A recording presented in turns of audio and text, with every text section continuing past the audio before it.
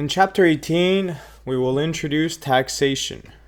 So taxation, when we look at the price of a certain product and at what level it's going to be charged, we normally have our supply and demand framework. And normally, in the absence of taxation, we would expect the consumer and the producer to pay and receive the same price. So if a certain good costs, let's say here the price is $1, well, in this situation here, this is the price that the consumer pays, and this is also the price that the supplier, the producer, receives. However, once we introduce taxation, this will be a little bit different. We're going to have a situation where, naturally, after taxation, the price paid by the consumer will be larger than the price received by the producer. So the price paid by the consumer is going to be greater than the price received by the producer. So how can we see this graphically? Well, we could introduce the tax on the consumer or the producer, but we will see in an instant that it doesn't really matter on which of the two we introduce it. Let's say I were to introduce the tax on the consumer. Well, the law of demand tells me that, and the demand curve tells me that at this price here, I'll demand that quantity. But this is the net price.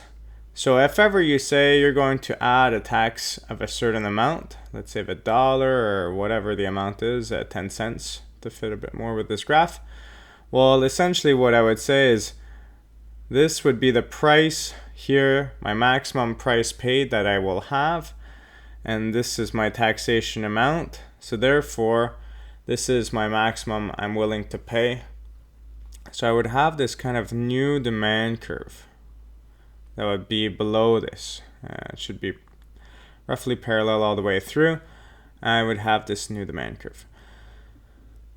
This might be a little bit trickier to understand. So the easier way to do this actually is to have, I'll just draw supply and demand once again. Okay. And it's to say that once we introduce this taxation, we're going to have a tax wedge. Depending on what the per unit tax amount is, it's going to be this distance. And this tax wedge, what it's going to do is it's going to separate the price paid by the consumer and the price received by the producer. And this vertical distance between the two will be my tax amount. So if here I have $4.50 for what the consumer pays and the producer receives $3.50, well, I know that my per unit tax is $1. Okay, so I have this vertical distance that happens.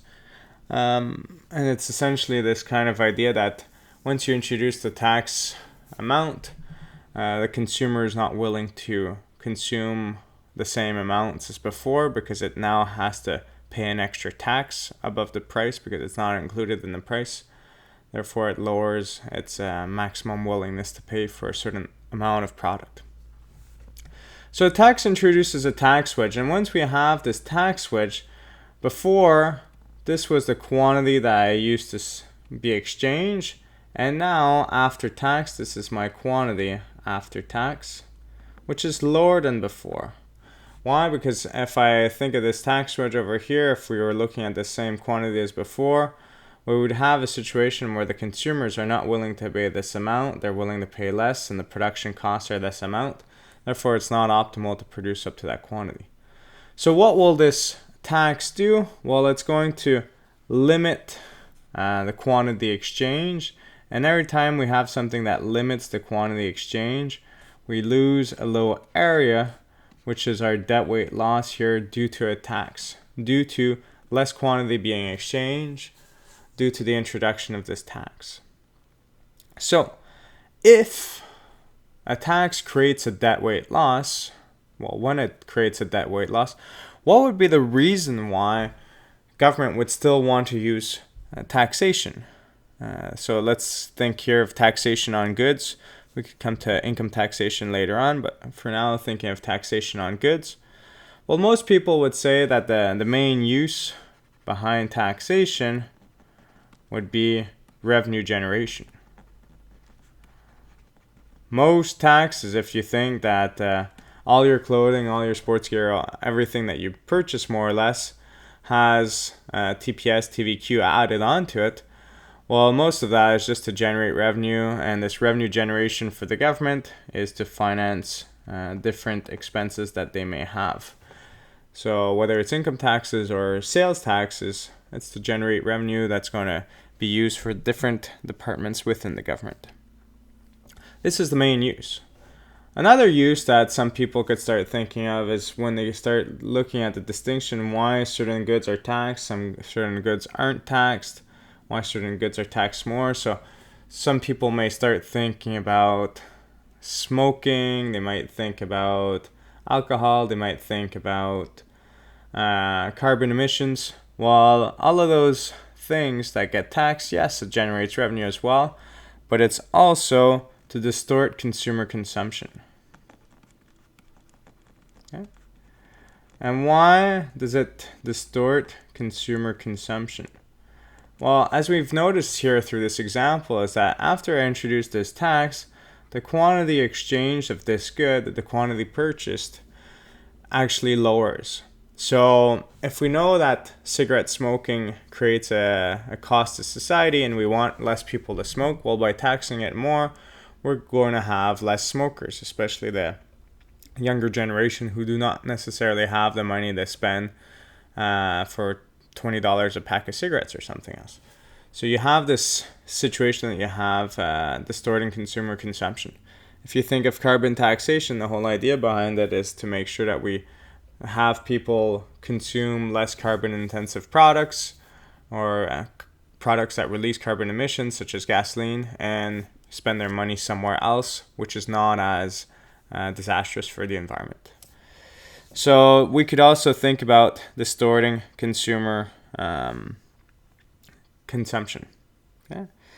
So here the big thing I want to highlight, and this could be seen in many ways, is it doesn't matter whether the tax is imposed on the consumer or on the producer initially, it's going to have the same influence. So let's say you're thinking of buying a pack of cigarettes and it's normally like the price before taxation was maybe $5, and the government wants to introduce a tax which it imposes to the producer when they're producing it at $5 extra, or it imposes on the consumer when they make the purchase at $5 as well. Both of those situations will lead to the same thing. What we're going to look at in this chapter is this whole idea of who bears the burden of taxation. And when we discuss this idea of who bears the burden of taxation, we're going to be looking at who loses more from this tax being introduced. And it's not going to be a question of if the tax was imposed on the consumer or the producer. It's going to be more of a question of who is more elastic, who responds more to a change in price, and is it going to be consumer surplus that's going to be largely sacrificed due to this tax, or is it going to be producer surplus? Who gets impacted the most negatively from this? And this will be very specific to different types of goods, and those different types of goods will be able to kind of link a certain elasticity that we expect, and we're going to see who suffers the most from taxation. Because the common misconception that if you introduce a tax, it's all the consumer that ends up paying this tax is false. And we'll see some instances it may be close to true, but in other instances it's very far from the truth. So this will be the next discussion.